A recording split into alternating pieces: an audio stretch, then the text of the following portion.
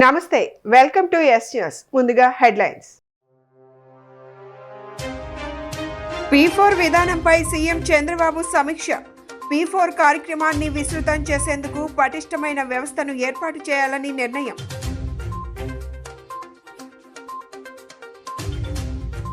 అల్లూరి జిల్లాలో deputy CM Pawan పర్యటన. కురిడి గ్రామాన్ని మోడల్ పర్యాటక కేంద్రంగా తీర్చిదిద్దుతామని హామీ.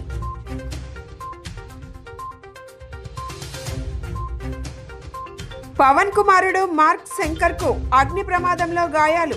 త్వరగా కోలుకోవాలంటూ సీఎం చంద్రబాబు, మంత్రి లోకేష్ ట్వీట్.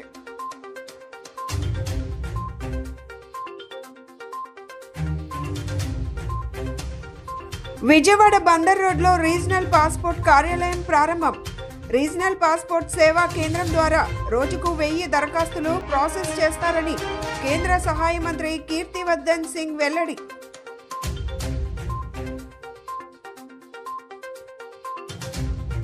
ఆంధ్రప్రదేశ్ ప్రభుత్వం ప్రతిష్టాత్మకంగా చేపట్టిన P4 కార్యక్రమాన్ని విస్తృతం చేసేందుకు పటిష్టమైన వ్యవస్థను ఏర్పాటు చేయాలని సీఎం చంద్రబాబు నిర్ణయించారు.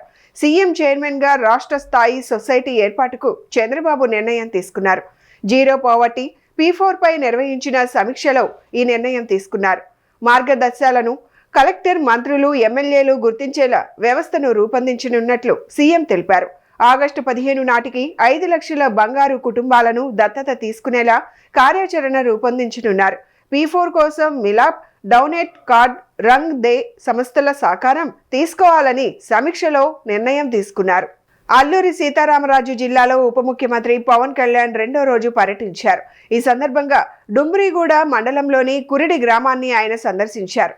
గ్రామంలో కొలువైన శ్రీ బ్రహ్మరాంబ సమేత మల్లికార్జున స్వామిని దర్శించుకున్నారు.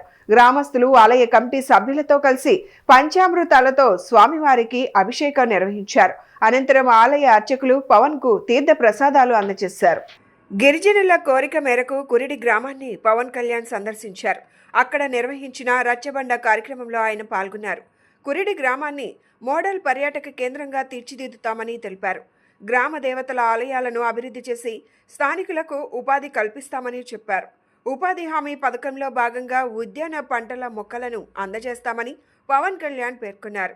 పంచాయతీరాజ్, గ్రామీణాభివృద్ధి శాఖ, పర్యాటక శాఖ సంయుక్త కార్యాచరణతో గ్రామంలో ప్రకృతి వ్యవసాయం, పర్యాటకానికి ప్రోత్సాహకాలు కల్పిస్తామని పవన్ కళ్యాణ్ తెలిపారు. ఈ సందర్భంగా కురిడి గ్రామాభివృద్ధికి ఆయన తన సొంత నిధుల నుంచి 5 లక్షలు ప్రకటించారు. ఈ గ్రామాన్ని తాను దత్తత గ్రామంగా భావిస్తున్నట్లు చెప్పారు. అనంతరం సుంకరమెట్ట వద్ద అటవీ శాఖ ఆధ్వర్యంలో కాఫీ తోటలలో నిర్మించిన చెక్క వంతెనను పవన్ ప్రారంభించారు. AP deputy CM Pawan Kalyan కుమారుడు మార్క్ శంకర్ అగ్ని ప్రమాదంలో గాయపడ్డాడు. సింగపూర్లో జరిగిన అగ్ని ప్రమాదంలో మార్క్ శంకర్ గాయపడ్డాడు. విషయం తెలుసుకున్న ఏపీ ముఖ్యమంత్రి చంద్రబాబు స్పందిస్తూ మార్క్ శంకర్ కు గాయాలైన విషయం ఆందోళన కలిగించింది. సింగపూర్ ఆసుపత్రిలో చికిత్స తీసుకుంటున్న శంకర్ త్వరగా కోలుకోవాలని ప్రార్థిస్తున్నా అని చంద్రబాబు ట్వీట్ చేశారు. అలాగే నారా లోకేష్ స్పందిస్తూ మార్క్ శంకర్ కు గాయాలు కావడం బాధాకరమని, అగ్ని ప్రమాదం గురించి తెలుసుకుని షాక్ కు గురయ్యామని, మార్క్ త్వరగా కోలుకోవాలని కోరుకుంటున్నట్లు, ఈ క్లిష్ట సమయంలో పవన్ కుటుంబానికి ధైర్యం చేకూరాలని దేవుడిని ప్రార్థిస్తున్నా అని లోకేష్ పేర్కొన్నారు. కేవలం విదేశీ ఎగుమతులపైనే ఆధారపడకుండా స్వదేశీ వినియోగం పెంచేలా ఈ రంగంలో రొయ్యి ఉత్పత్తిదారులతో ఓ కమిటీ వేసేందుకు యోచిస్తున్నట్లు వ్యవసాయ, పశుసంవర్ధక, మత్స్యశాఖ మంత్రి అచ్చెన్నాయుడు తెలిపారు. అమెరికా సుంకాల కారణంగా తీవ్ర భయాందోళనలు చెందుతున్న ఆక్వా రైతులు, ఎగుమతిదారులు ప్రస్తుత పరిణామాలకు ఎక్కువ దిగాలు చెందొద్దని కోరారు. ట్రంప్ సుంకాలపై నిర్ణయం తీసుకున్నప్పటి నుంచి ప్రభుత్వం అప్రమత్తమై పరిస్థితులను నిశితంగా సమీక్షిస్తోందని మంత్రి అచ్చెన్నాయుడు చెప్పారు. కేంద్ర ప్రభుత్వానికి లేఖ రాయడంతో పాటు ఎక్కువ మంది ఆధారపడిన ఈ రంగానికి అండగా నిలవాలని కూడా కోరుతున్నామని అన్నారు. విజయవాడలో రొయ్యి ఉత్పత్తిదారులు, ఎగుమతిదారులు, మత్స్యశాఖ ఉన్నతాధికారులు, నిపుణులతో మంత్రి అచ్చెన్నాయుడు ఆధ్వర్యంలో సమావేశం నిర్వహించారు. ఈ సమావేశంలో డిప్యూటీ స్పీకర్ రఘురామ, ఎమ్మెల్యేలు Gadde Rammohan, Vighnesha, Narendra Varmaraju, aquaculture development authority vice chairman Anam Venkata Ramanareddy, మత్స్యశాఖ ముఖ్య కార్యదర్శి బుడితి రాజశేఖర్ తదితరులు పాల్గొన్నారు. రాష్ట్ర తలసరి ఆదాయంలో మత్స్యరంగం కీలక భూమిక పోషిస్తోందని, మన దేశం నుంచి అమెరికా వెళ్లే సముద్ర ఆహార ఎగుమతులపై 26% దిగుమతి సుంకం అక్కడి ప్రభుత్వం విధించడం కలవరపాటుకు గురిచేస్తోందని మంత్రి అన్నారు. ఆక్వా రంగం ఈ మధ్యకాలంలో అమెరికా వాళ్ళు తీసుకున్నటువంటి నిర్ణయం వల్ల ఆక్వా రంగం కొంతవరకు ఇబ్బందులు పడుతున్నటువంటి విషయం మనందరికీ కూడా తెలుసు. ఈ మధ్యకాలంలో మీడియాలో కూడా అనేకమైనటువంటి విషయాలన్నీ కూడా బయటకు వస్తున్నాయి. ఆ ఉద్దేశంతోనే గౌరవ ముఖ్యమంత్రి గారి ఆదేశాలతో ఈరోజు ఒక సమావేశాన్ని ఏర్పాటు చేసుకున్నాం. ఆక్వా రంగానికి ముఖ్యంగా 4 వ్యవస్థలు ఆధారపడుతున్నాయి. అందులో ఒకటి సీడ్ తయారు చేసినటువంటి వాళ్ళు, రెండవది రైతులు, మూడవది ఫీడ్ ఇచ్చేవాళ్ళు, నాలుగవది ఎక్స్పోర్టర్స్. ఇటువంటి సంక్షోభ సమయంలో 4 వ్యవస్థలు కలిసి పనిచేసినప్పుడే ఈ రంగం ఇబ్బందుల నుంచి బయటపడవచ్చని ఈరోజు డిస్కషన్లో చాలా మంచి అభిప్రాయాలు వచ్చాయి. ఏదైతే ఈరోజు కేంద్ర ప్రభుత్వం దీని మీద చొరవ చూపాలని ఎప్పుడైతే అమెరికా డెసిషన్ తీసుకుందో వెంటనే రాష్ట్ర ప్రభుత్వం అప్రమత్తం అవ్వడం, ముఖ్యమంత్రి గారు కేంద్ర ప్రభుత్వం దృష్టిలోకి పెట్టడం, మంత్రి గారితో స్వయంగా మాట్లాడడం మీ అందరికి కూడా తెలుసు. కొత్త సుంకం విధించారు. ఆ సుంకం అక్కడ కన్జ్యూమర్స్ కూడా కొంత భారం వహిస్తారు. అమెరికాలో నేను చెప్పేది, ఆ కన్జ్యూమర్స్ కూడా కొంత తట్టుకోగలరు. ఇక్కడ కూడా ఈ ఉపద్రవాన్ని ఎలాగా ఆక్వా ఇండస్ట్రీకి ఉన్న సమస్యల పరిష్కారానికి ఒక వేదికగా ఎలా మలుచుకోవాలి అనే దాని మీద కూడా చర్చించుకోవడం జరిగింది. ఇమ్మీడియట్గా రైతులు ఎవరూ కూడా ఏమాత్రం కంగారు పడవలసిన అవసరం లేదు. ఎక్స్పోర్టర్స్ అందరూ కూడా ఇమ్మీడియట్గా ఎవరైనా జబ్బు చేసిన ఇది ఆక్వా చెరువులకి వైరస్ లాంటిది వచ్చినా కూడా అటువంటి వాటిని మేము ఒక ప్రైస్ ఇప్పుడు ఒక 10 నిమిషాల్లో వాళ్ళు అనౌన్స్ చేస్తూ ఉన్నారు. ఎటువంటి ప్యానిక్ లేకుండా ఆ ప్రొడ్యూస్ని ముందు తీసుకోవడం జరుగుతుంది. ఖచ్చితంగా రైతు అన్నవాడు నష్టపోడు, ఇండస్ట్రీ ఆగదు. సీడ్ తయారు చేసే వాళ్ళు సీడ్ తయారు చేస్తారు. అది ట్యాంకులు కూడా ఆపకుండా పరిశ్రమ యథావిధిగా జరుగుతూ ఒక వారం రోజులకి ఇమ్మీడియట్ యాక్షన్ ప్లాన్ తీసుకోవడం జరిగింది. ఈలోపు ఇష్యూస్ అన్నీ కూడా కొంతవరకు ముందు కంగారులో మనం తీసుకునే నిర్ణయాలు వేరుగా ఉంటాయి. చాలామంది ఆంధ్ర రాష్ట్రంలో మేమందరం బాధపడుతుంటే సంతోషపడేవాళ్ళు చాలామంది ఉన్నారు. వాళ్ళ గురించి నేను చెప్పబల్లా మీకు తెలుసు. ఆనందంగా సాక్షి పేపర్లో ఫ్రంట్ పేజ్లో వేశారు దీని మీద రైతుల సంక్షోభం అని. మేము ఒకటే చెప్తున్నాం అందరికీ, చంద్రబాబు నాయుడు గారు ముఖ్యమంత్రి ఇక్కడ, గుర్తు పెట్టుకోండి, ప్రతి ఒక్క రైతుని ఆదుకునే బాధ్యత ఈ ప్రభుత్వానిదని కూడా నేను మనవి చేస్తూ ఉన్నా. ఏ రైతును కూడా వదిలే ప్రసక్తే లేదు. ఈరోజు ఈ డిస్కషన్ నెక్స్ట్ రేపటి నుంచి రైతు సదస్సులు పెట్టమన్నారు. అన్ని ఆక్వా రంగాల్లో రైతు సదస్సులు పెట్టాం. మేము ఒకటే చెప్తున్నాం, ఈ ప్రభుత్వం అన్ని రకాలుగా ఆక్వా రైతుల్ని ఆదుకోవడం మా బాధ్యత. ఆ బాధ్యత మేము నెరవేరుస్తాం. ఈరోజు సాయంకాలం 4 గంటలకు సీఎం గారితో కూడా మీటింగ్ ఉంది, అక్కడ కూడా చర్చిస్తున్నాం.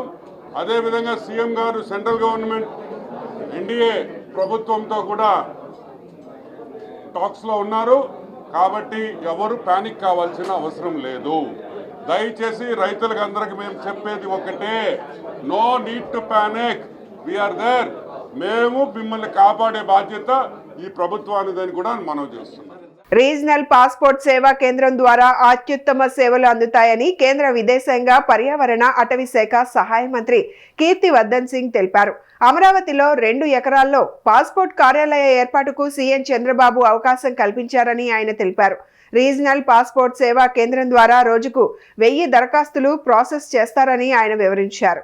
విజయవాడ బందర్ రోడ్లోని స్టాలిన్ బిల్డింగ్లో నూతనంగా ఏర్పాటైన రీజనల్ సేవా కేంద్రాన్ని కేంద్ర విదేశాంగ పర్యావరణ అటవీ శాఖ సహాయ మంత్రి కీర్తివర్ధన్ సింగ్ ప్రారంభించారు. ఈ సందర్భంగా ఏర్పాటైన సభలో మంత్రి కీర్తివర్ధన్ సింగ్ మాట్లాడుతూ మన దేశం నుంచి ప్రపంచ వ్యాప్తంగా వివిధ దేశాలకు వెళ్తున్న వారి సంఖ్య పెరుగుతుందన్నారు. ముఖ్యంగా ఏపీ నుంచి అత్యధిక సంఖ్యలో ప్రజలు విదేశాలకు వెళ్తున్న దృష్ట్యా పాస్పోర్ట్ సేవా కేంద్రాల ఆవశ్యకత పెరుగుతుందన్నారు.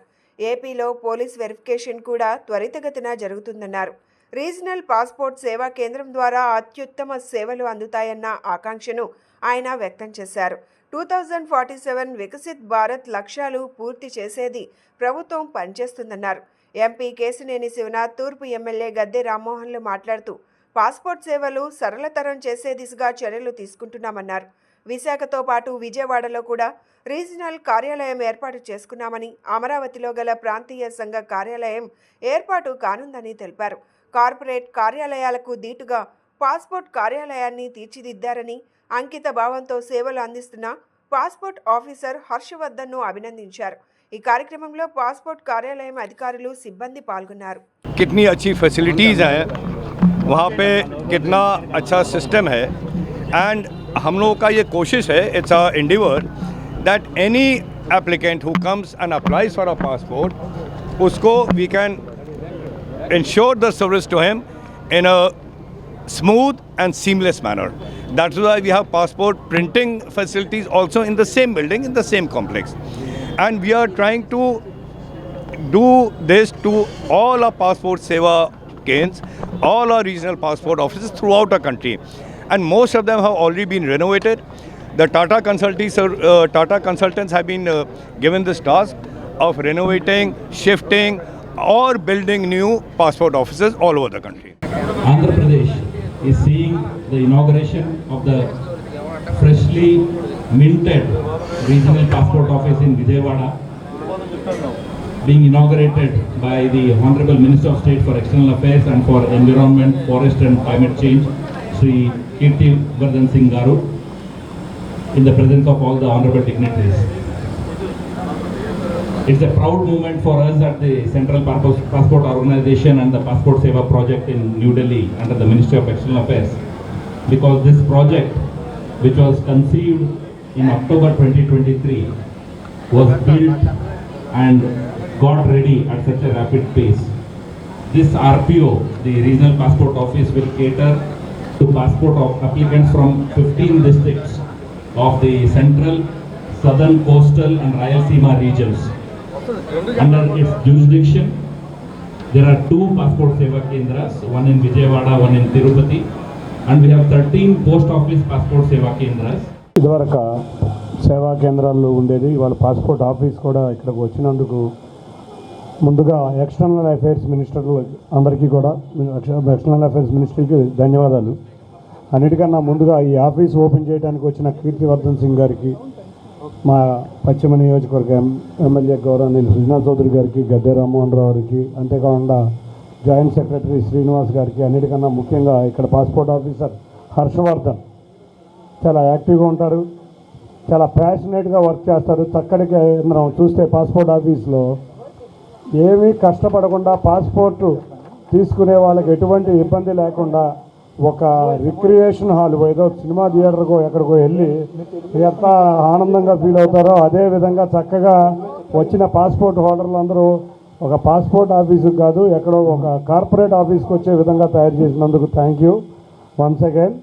అండ్ ఆంధ్రప్రదేశ్కి 2 పాస్పోర్ట్ ఆఫీసు, ఒకటి వైజాగ్, ఒకటి విజయవాడ ఉండటం చాలా, ఇక్కడ ఈ ప్రాంతంలో ఎక్కువగా గల్ఫ్ వెళ్ళే ప్రజలే కాకుండా అమెరికా, యూరోప్లోకి వెళ్ళే ప్రజలు ఇక్కడ ఎక్కువ మంది ఉంటారు.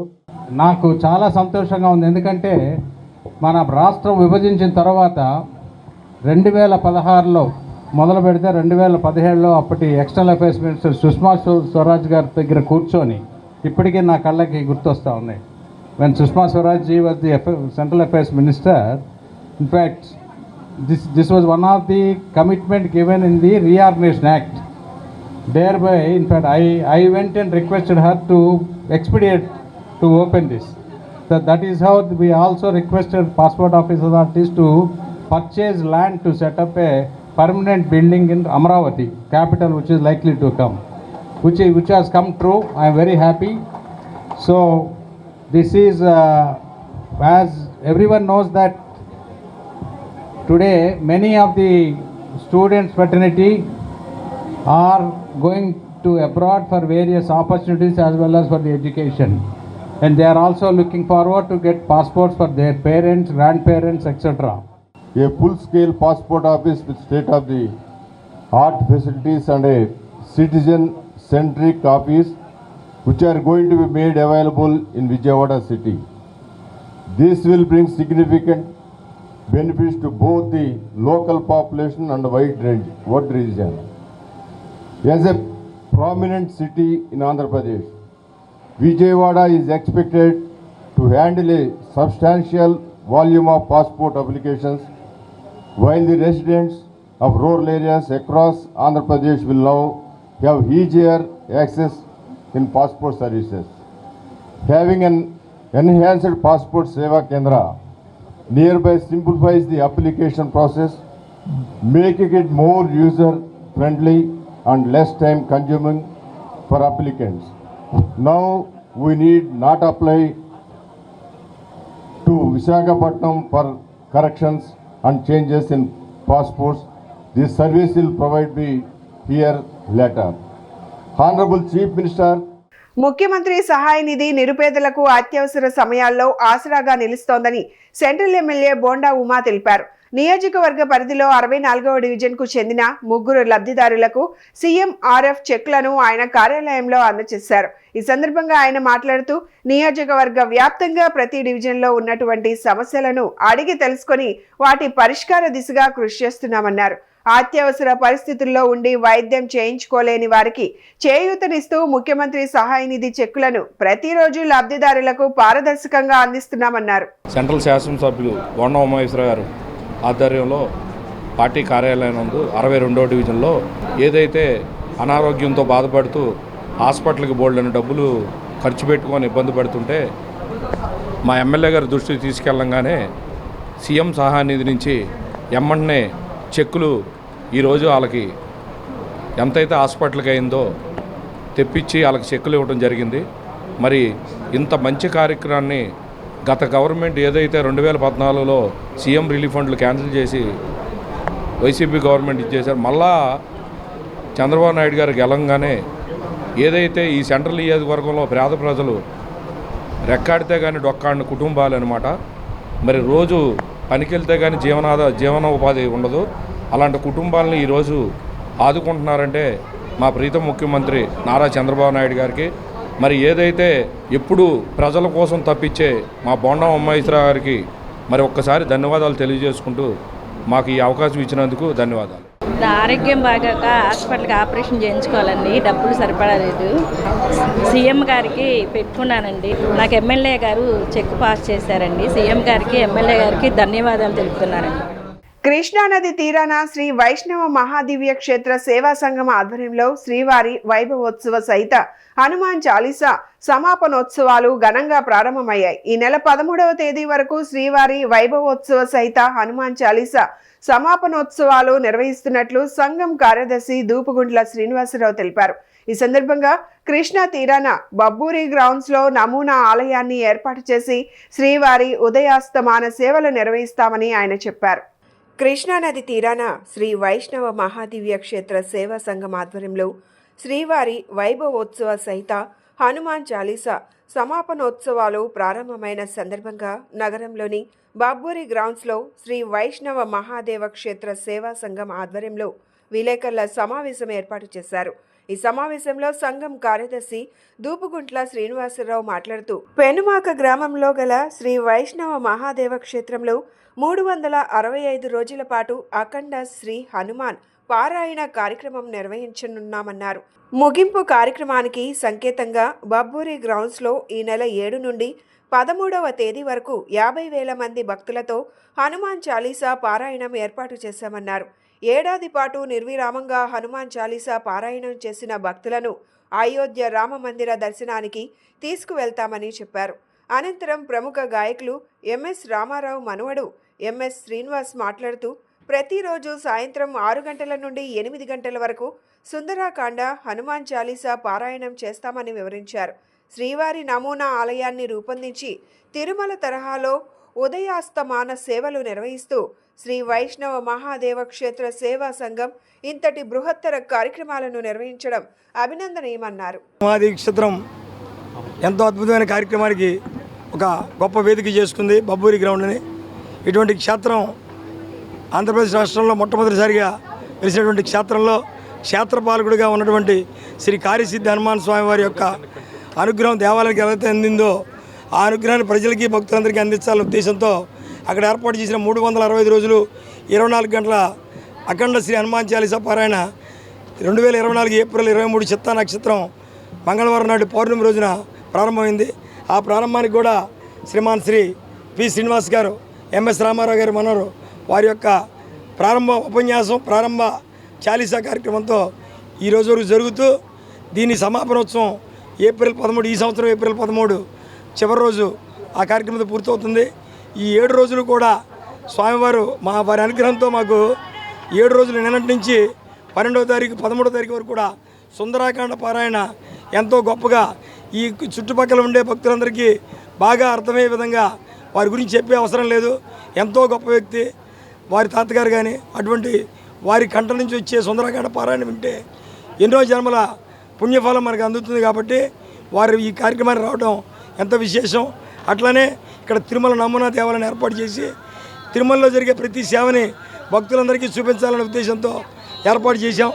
ఈ నమూనా దేవాలయంలో ప్రతిరోజు కూడా సుప్రభాతం నుంచి ఏకాంత సేవ వరకు ఈ ఉగాది తర్వాత జరిగేటటువంటి వసంత నవరాత్రుల తర్వాత శ్రీరామనవమి మహోత్సవంలో దేశమంతా కూడా రామనామంతో ప్రతిధ్వనిస్తూ ఉంటుంది. అటువంటి కార్యక్రమాలన్నీ కూడా హనుమాన్ చాలీసా, సుందరకాండ, మరి వైష్ణవ మహాదివ్య క్షేత్రం పెనుమాకలో ఉండేటటువంటి ఆ దేవస్థానం వాళ్ళు గత సంవత్సరం ఏర్పాటు చేసిన హనుమాన్ చాలీసా అఖండ హనుమాన్ చాలీసా పారాయణ పూర్ణావతికి 7 రోజులుగా ఈ కార్యక్రమాన్ని రూపొందించి ప్రతిరోజు ఉదయం తిరుమలలో ఎట్లాంటి సేవలు నడుస్తూ ఉంటాయో ఉదయం నుంచి రాత్రి దాకా ఏకాంత సుప్రభాతం నుంచి ఏకాంత సేవ దాకా వారోత్సవాలు ఏ రోజు ఏమి విశేష సేవ ఉంటుందో అదందరూ కూడా మీకు అందరికీ కళ్ళకి కనపడేటట్టుగా, అంటే ఎవరికి ఇటువంటి భాగ్యం ఉండదు. చాలా తక్కువ మందికి తోమాల సేవ చేసుకోవడం, చాలా తక్కువ మందికి సుప్రభాత సేవ చేసుకోవడం ఇవన్నీ దొరుకుతాయి. అట్లాంటివన్నీ కూడా ఆ వెంకటేశ్వర స్వామిని తిరుమల నుంచి ఇక్కడికి రప్పించి ఇక్కడికి తిరుమలే తరలి వచ్చిందా అంత గొప్పగా తిరుమలకి సరిసమానంగా అంత పవిత్రమైనటువంటి భావంతో ఈ ఆలయ కమిటీ వాళ్ళందరూ, ముఖ్యంగా వీరు సంవత్సరం నుంచి దీక్ష పూనారు ఈ కార్యక్రమం గురించి. ఆ దీక్షలోనే ఈ పూర్ణావతి కూడా జరుగుతోంది.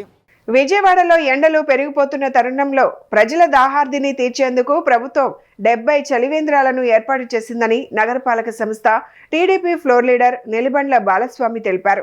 ముఖ్యమంత్రి చంద్రబాబు ఆదేశాల మేరకు నగరపాలక సంస్థ అధికారులు ప్రత్యేకంగా స్పందించి చలివేంద్రాలను ఏర్పాటు చేశారన్నారు. నగరపాలక సంస్థలోని తన కార్యాలయంలో మీడియాతో మాట్లాడిన ఆయన ప్రభుత్వం మారిన కొంతమంది అధికారులు తీరు మారడం లేదన్నారు. మేయర్కు అనుకూలంగా పనిచేస్తున్నారని వారిపై త్వరలోనే విచారణ చేయిస్తామన్నారు. ఇప్పుడు ఎండాకాలం, మరి ఈ సంవత్సరం ఎండలు బాగా ఉన్నాయి. మరి తెలుగుదేశం ప్రభుత్వం, మా ప్రభుత్వం అధికారంలోకి రాగానే ఈ వచ్చిన ఎండాకాలం ప్రజల యొక్క దాహార్త తీర్చాలి, ఎక్కడా కూడా ప్రజలు మంచినీరు లేక ఇబ్బంది పడకూడదు. అలాగే విజయవాడలో అయితే ముఖ్యంగా కృష్ణానది ఒడ్డునే మనం ఉన్నాం.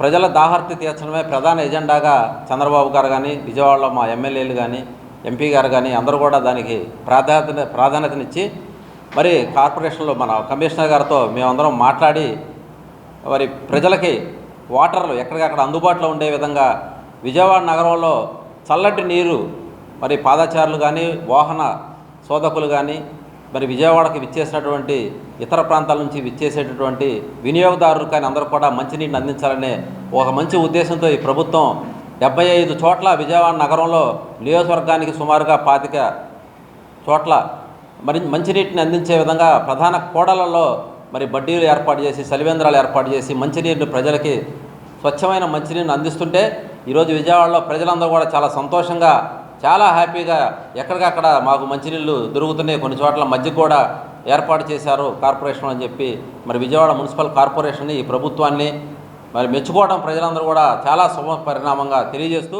కాలానికి అనుగుణంగా కూడా ఎన్డీఏ కూటమి ప్రభుత్వం మరి ముందుకెళ్తూ ఉంది. మరి ముందుగానే ఎండాకాలం వచ్చి రాకముందే సలివేంద్రాలు ఏర్పాటు చేయడం విజయవాడ నగరపాలక సంస్థలో మరి దానికి ముఖ్య కారకులు ఎంపీ గారు మరి అట్లాగే ఎమ్మెల్యేలు సహకారంతో మరి కమిషనర్ గారి ఆదేశాలతో కూడా విజయవాడ నగరం మొత్తం కూడా సలివేంద్రాలు ఇంకా ఎన్ని కావాల్సి వస్తే అన్ని ఏర్పాటు చేయడానికి సిద్ధంగా ఉన్నారు. ఎందుకంటే ఈ సంవత్సరం ఎండలు ఎక్కువగా ఉంటే కనుక 50 వస్తాయనే ఒక ఆలోచన ఉంది ప్రభుత్వానికి కూడా. 50 అంటే మాటలు కాదు, అవసరమైతే నారా చంద్రబాబు నాయుడు గారు మొన్న ఒక ఆదేశాలు ఇవ్వడం కూడా జరిగింది. అవసరమైతే మజ్జిగ పంపిణీ కూడా జరిపిస్తామని చెప్పడం జరిగింది. అవసరమైతే రాష్ట్రం మొత్తం కూడా మజ్జిగ పంపిణీ కార్యక్రమం కూడా నిర్వహించడానికి సిద్ధంగా ఉన్నారు. అదేవిధంగా కూడా ప్రజలందరూ కూడా సంతోషంగా ఉండాలా, ఎన్డీఏ కూటమి వచ్చింది, అందరికి కూడా మంచి నీళ్లు ఇవ్వాలనే ఆలోచనతో మరి ఏర్పాటు చేయడం జరిగింది. అదేవిధంగా కూడా ఇవాళ విజయవాడ నగరపాలక సంస్థ కార్పొరేటర్లు అందరూ కూడా విజ్ఞాన యాత్ర ప్రతి సంవత్సరం కూడా జరిగే యాత్ర ఇది.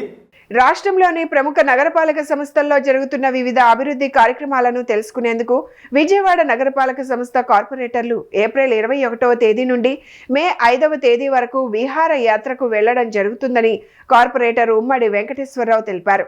బెంగళూరు, మైసూర్, మదురై పలు కార్పొరేషన్లలో జరుగుతున్న అభివృద్ధిని పరిశీలించడం జరుగుతుందని, అక్కడ జరుగుతున్న అభివృద్ధిని నగరపాలక సంస్థల్లో ప్రజలకు అభివృద్ధి కార్యక్రమాలకు అందించేందుకు విహార యాత్రకు వెళ్లడం జరుగుతుందని చెప్పారు.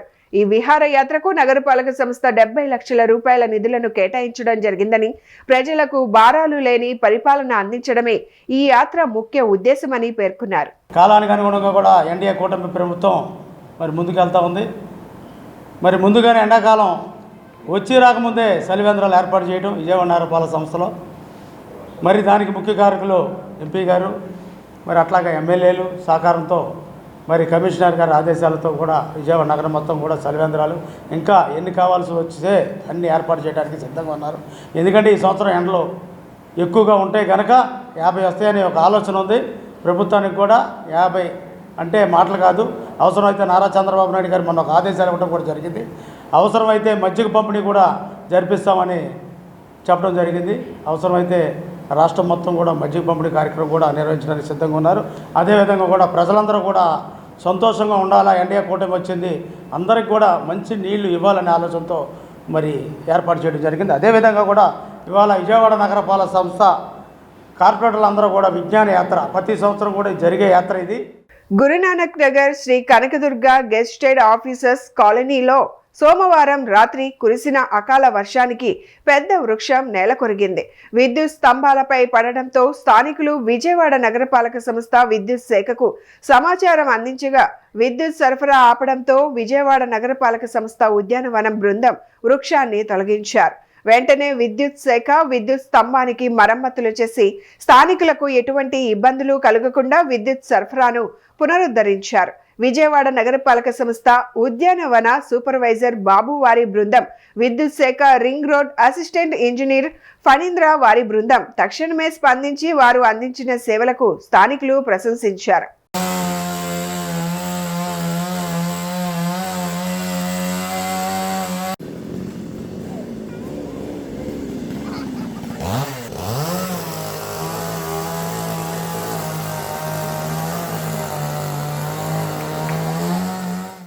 లోక రక్షణార్థం ప్రపంచ శాంతి కొరకు ఈస్టర్ పండుగ ముందు క్రైస్తవుల ఆధ్వర్యంలో పరిశుద్ధ సిలువు మార్గం నిర్వహించడం జరుగుతుందని ఫాదర్ జేమ్స్ చెరువత్తూర్ తెలిపారు.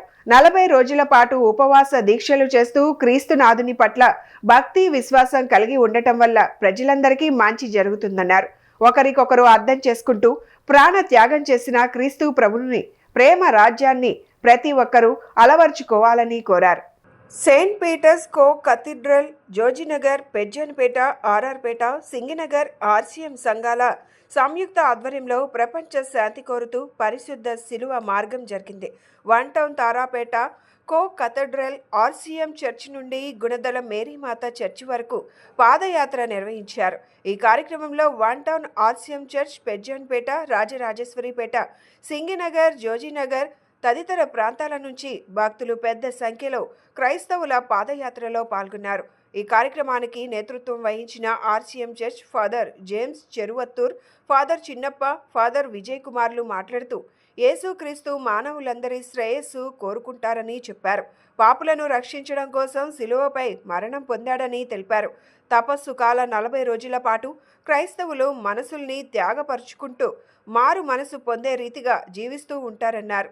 ఇతరులకు ఎటువంటి హాని కలగకుండా తమ జీవితాలను సమర్పణ చేసుకుంటూ యేసుని మార్గంలో శాంతి చేకూరాలని, ప్రజల మధ్య ఐక్యత ఉండాలని, ఒకరికొకరు శాంతి సమాధానాలతో జీవించాలని వారు కోరారు. ఈ ర్యాలీలో పెద్ద సంఖ్యలో భక్తులు పాల్గొని అందరి బతుకులు బాగుండాలని, అందరి పాపాలు పోవాలని యేసుక్రీస్తును క్రైస్తవులు ప్రార్థించారు. గుణదల మేరీమాత చర్చి వరకు ర్యాలీగా సాగారు. డీలరీలో ఉన్న విచారణలందరూ కలిసి మేము ఈ పదయాత్ర శిలువ మార్గము లోక రక్షణ కొరకు, మానవ రక్షణ కొరకు, సమాధానం కొరకు, ఐక్యత కొరకు క్రైస్తవమైన ఆ మూల్యాన్ని ఎలుగెత్తి త్యాగమైన ఈ మార్గములో మేము నడుస్తూ ఈ తపస్సు కాలంలో ఈ క్రైస్తవ మూల్యాన్ని ఎలుగెత్తి చూపిస్తున్నాం. ఈ లోకాన్ని రక్షించేవారు క్రీస్తు ఒకటే. ఆయన యందు దృఢపడి విశ్వాసముతో ఈ పదయాత్ర, ఈ శిలువ మార్గము మేము చేసుకున్నాం. దానికి వచ్చేసిన గౌరవులైన ఫాదర్ చిన్నప్ప గారు, ఫాదర్ జేమ్స్ చెరువత్తు, పెజ్జోనిపేట అసంప్షన్ చర్చ్ విచారణకర్త, అదేవిధంగా మనందరూ కలిసి ఈ పదయాత్రలో ఏకీభవిస్తూ భక్తిపూర్వముగా లోక రక్షణ కొరకు, మానవ రక్షణ కొరకు ఈ శిలువ పాదలో పాల్గొంటూ తల్లి పాదముల పైకి గుణాల వరకు మేము వెళ్తున్నాం. దానికి సహకరించిన అందరికీ ధన్యవాదములు. గాడ్ బ్లెస్ యూ కాకా. Thank you. ప్రియమైన సహోదరి సహోదరులారా, ఈ తపస్సు కాలపు 40 రోజుల్లో కూడా క్రైస్తవులు ప్రత్యేకంగా వారి యొక్క మనస్సుల్ని త్యాగపరుచుకుంటూ మారు మనసు పొందేటువంటి రీతిగా, ఇతరులకు ఏ విధమైనటువంటి బాధలు కలిగించిన రీతిగా తమ యొక్క జీవితాలను సమర్పణ చేసుకుంటూ త్యాగ కృత్యాలతో ఈ 40 రోజులు గడుపుతూ ఉంటారు. దీనికి అనుగుణంగానే ఈరోజు సెయింట్ పీటర్స్ కో కెథడ్రల్ వారు, పెజ్జోనిపేట వారు, అలాగే జోజీనగర్, అలాగే సింగినగర్ ఈ క్రైస్తవులందరూ కూడా ఒకచోటగా చేరి దేవుని స్తుతించుకుంటూ అందరి కోసం త్యాగ కృత్యాలుగా ఇదిగో ఈ పాదయాత్రను మొదలుపెట్టుకొని ఈ 4 ప్రాంతాల నుంచి కూడా ఉన్న క్రైస్తవులందరూ కూడా ప్రత్యేకంగా దేవుని స్తుతించుకుంటూ మహిమపరచు. ఎన్నికల సమయంలో ఆటో డ్రైవర్లకు ఇచ్చిన హామీలను కూటమి ప్రభుత్వం అమలు చేయాలని IFTU రాష్ట్ర ప్రధాన కార్యదర్శి పొలారి డిమాండ్ చేశారు. అధికారంలోకి వచ్చి 9 నెలలు గడుస్తున్న పెనాల్టీల జీవోను రద్దు చేయకుండా ఆటో కార్మికులను ఇబ్బందులు గురిచేయడం సరికాదన్నారు. టీడీపీ జనసేన కూటమి ప్రభుత్వం ఆటో మోటార్ కార్మికులకు ఎన్నికల సందర్భంగా ఇచ్చిన హామీలు అమలు చేయాలని కోరుతూ ప్రగతిశీల ఆటో కార్మిక సంఘం ఆధ్వర్యంలో విజయవాడ అలంకార్ సెంటర్ ధర్నా చౌక్లో ధర్నా నిర్వహించారు. ఆటో డ్రైవర్ల సమస్యలు పరిష్కరించాలని డిమాండ్ చేస్తూ నినాదాలు చేశారు. ప్రధాన కార్యదర్శి కె పొలారి మాట్లాడుతూ ఆటో డ్రైవర్లకు భారంగా ఉన్న పెనాల్టీల జీవో నెంబర్ 21ను రద్దు చేస్తామని ఇచ్చిన హామీని నేటికి కూడా అమలు చేయకపోవడం దుర్మార్గమన్నారు. ప్రతి ఆటో డ్రైవర్కు 15,000 ఇస్తామని చెప్పి విస్మరించడం బాధాకరమన్నారు. ముఖ్యంగా ఓలా, ఊబర్, ర్యాపిడో వంటి ఆన్లైన్ యాప్ల వల్ల డ్రైవర్లు ఉపాధి కోల్పోతున్న పరిస్థితి వచ్చిందని, రాష్ట్రంలో ఆన్లైన్ యాప్లను రద్దు చేయాలన్నారు. ప్రభుత్వమే ప్రత్యేక యాప్ను తీసుకొచ్చి ఆటో డ్రైవర్లను కాపాడాలని, ఎన్నికల సమయంలో చెప్పిన విధంగా కార్పొరేషన్ ఏర్పాటు చేయాలని డిమాండ్ చేశారు. రాష్ట్రంలో ప్రజలందరికీ హామీలు ఇచ్చారు. అందులో భాగంగా ఆటో మోటార్ కార్మికులకు అనేక హామీలు ఇచ్చారు. ఆ హామీలు ఏ ఒక్క హామీ అమలు చేయట్లా. హామీల్లో ఆర్థికానికి ముడిపడి ఉంది, ఆర్థికానికి సంబంధించిన హామీలు ఉన్నాయి. ఏ ఒక్క హామీ అమలు చేయట్లా. ప్రధానంగా సంక్షేమ బోర్డు ఏర్పాటు చేస్తూ ఉన్నారు. జీవో నెంబర్ 21 రద్దు చేస్తూ ఉన్నారు. ప్రతి ఆటో కార్మికు 15,000 వేస్తూ ఉన్నారు. ఎందుకు మరి అమలు చేయట్లా? అప్పుల మాటలు మాట్లాడుతూ ఉన్నారు. నిన్న చెప్పిన అప్పులు వేరు, ఇవాళ అంత అప్పులు లేవని మీరే చెప్తా ఉన్నారు. ఒక పక్కన అప్పులు లేవు, సగం తగ్గినా ఇవాళ సంక్షేమ పథకాలు అమలు చేయట్లా. పైగా ఆటో కార్మికులు ఆంక్షలు విధిస్తూ ఉన్నారు. పెనాల్టీల జీవో రద్దు చేయకపోగా ఆ జీవో పేరుతో వాళ్ళ విపరీతంగా పెనాల్టీలు వేస్తూ ఉన్నారు, కేసులు రాస్తూ ఉన్నారు. దీన్ని వ్యతిరేకిస్తూ ఉన్నాం. ముఖ్యంగా ఓలా, ఊబర్, ర్యాపిడో ప్రైవేటు సంస్థల్ని నిషేధించాలని చెప్పి మేము కోరుతూ ఉంటే వాటిని నిషేధించకపోగా, ఓలా, ఊబర్, ర్యాపిడోలు నిషేధించకపోగా ర్యాపిడో సంస్థలతో ప్రభుత్వం నేరుగా ఒప్పందం చేసుకుంటూ ఉంది, ప్రోత్సహిస్తూ ఉంది. ఇది ఎంతవరకు న్యాయం ప్రశ్నిస్తూ ఉన్నాం. ఇవాళ విజయవాడ నగరంలో సుమారుగా ప్రత్యక్షంగా పరోక్షంగా 25,000 ఆటోలు జీవిస్తూ ఉన్నాయి. నిత్యావసర ధరలు పెరిగి ఇప్పటికే ఆర్థికంగా ఇబ్బందులు పడుతున్న ప్రజలపై గ్యాస్ ధరలు పెంచి మరింత భారం మోపడం దుర్మార్గమని సిపిఎం నేత బాబురావు ఆగ్రహం వ్యక్తం చేశారు. ఎన్నికల సమయంలో ధరలు పెంచమని హామీ ఇచ్చిన కూటమి ప్రభుత్వాలు అధికారంలోకి వచ్చాక అందుకు భిన్నంగా వ్యవహరిస్తున్నాయని ధ్వజమెత్తారు. గ్యాస్ బండ ధరను 50 రూపాయలు పెంచడాన్ని ఖండిస్తూ విజయవాడ బీసెంట్ రోడ్లోని చేపల మార్కెట్ వద్ద సిపిఎం ఆధ్వర్యంలో నిరసన కార్యక్రమం చేపట్టారు. గ్యాస్ ధరలు భారంగా మారాయంటూ మహిళలు వినూత్నంగా నిరసన తెలియజేశారు. అనంతరం సిపిఎం నేత బాబురావు మాట్లాడుతూ కేంద్ర ప్రభుత్వం ప్రజలపై పెను భారాలను మోపుతుందని, గ్యాస్ ధర 50 రూపాయలు పెంచడం ద్వారా 9,000 కోట్లకు పైగా భారం పడుతుందన్నారు. ఎన్నికల సమయంలో ధరలు పెంచమని హామీలు ఇచ్చి అధికారంలోకి వచ్చాక విస్మరించడం దుర్మార్గమన్నారు. గ్యాస్ ధరలను పెంచడాన్ని వ్యతిరేకిస్తూ దేశవ్యాప్తంగా ఆందోళనలు ఉధృతం చేస్తామని హెచ్చరించారు. మోడీ కేంద్ర ప్రభుత్వం జనాన్ని మరో దొంగ దెబ్బతీసింది. గ్యాస్కి 50 రూపాయలు పెంచారు. ఎన్నికలకు ముందు మేము గ్యాస్ ధరలు తగ్గిస్తాం, సబ్సిడీ బండలు ఇస్తాం మాటలు చెప్పారు. కేంద్రంలో మోడీ, రాష్ట్రంలో చంద్రబాబు, పవన్ కళ్యాణ్ ఇప్పుడు నమ్మక ద్రోహం చేశారు. హామీలు అమలు చేయమంటే 9 నెలలే కదా అంటున్నారు. కానీ 9 నెలలు తిరక్కముందే దెబ్బ మీద దెబ్బతీస్తూ ఉన్నారు. ఇదేనా పేదరిక నిర్మూలన P4 అంటే? ఇవాళ కేంద్ర ప్రభుత్వం ఈ 50 రూపాయల ధరలు పెంచడం వల్ల 9,150 కోట్ల రూపాయలు దేశమంతా భారం పడుతుంది. మనం ఒక ఆంధ్రప్రదేశ్లోనే 500 కోట్ల రూపాయల భారం పడింది. పెట్రోలు, డీజిల్లో ఇంకో మోసం చేశారు. ప్రపంచంలో పెట్రోలు, డీజిల్ రేట్లన్నీ పడిపోయినాయి. ఇవాళ రేటు సగానికి తగ్గించాలి. కానీ మోడీ కుట్ర పన్ని తగ్గించాల్సిన పెట్రోల్, డీజిల్ని తగ్గించకుండా ఎక్సైజ్ డ్యూటీ 2 రూపాయలు లీటర్కి పెంచి 32,000 కోట్ల రూపాయలు ఒక్క దెబ్బతో పెట్రోల్, డీజిల్ మీద ఖజానా నింపుకుంటున్నారు. ఇది ప్రజలకి పెట్రోల్ రేటు పెరగలేదు కదా అనుకుంటున్నారు. తగ్గించాల్సింది తగ్గించకుండా ఖజానాలో వేసుకోవడం అంటే దుర్మార్గం కదా. అంటే పెట్రోల్, డీజిల్ మీద ట్యాక్స్ కానీ, వంట గ్యాస్ మీద కానీ 41,000 కోట్ల రూపాయలు ఈ రోజున భారం వేశారు. బులెటిన్ ముగించే ముందు హెడ్లైన్స్ మరొకసారి.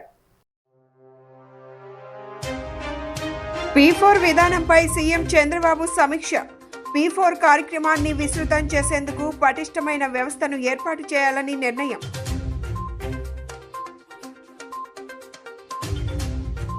అల్లూరి జిల్లాలో డిప్యూటీ సీఎం పవన్ పర్యటన. కురిడి గ్రామాన్ని మోడల్ పర్యాటక కేంద్రంగా తీర్చిదిద్దుతామని హామీ.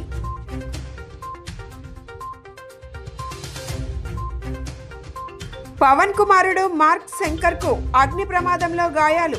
త్వరగా కోలుకోవాలంటూ సీఎం చంద్రబాబు, మంత్రి లోకేష్ ట్వీట్.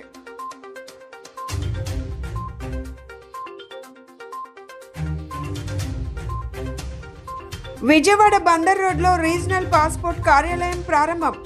రీజనల్ పాస్పోర్ట్ సేవా కేంద్రం ద్వారా రోజుకు 1000 దరఖాస్తులు ప్రాసెస్ చేస్తారని కేంద్ర సహాయ మంత్రి కీర్తివర్ధన్ సింగ్ వెల్లడి.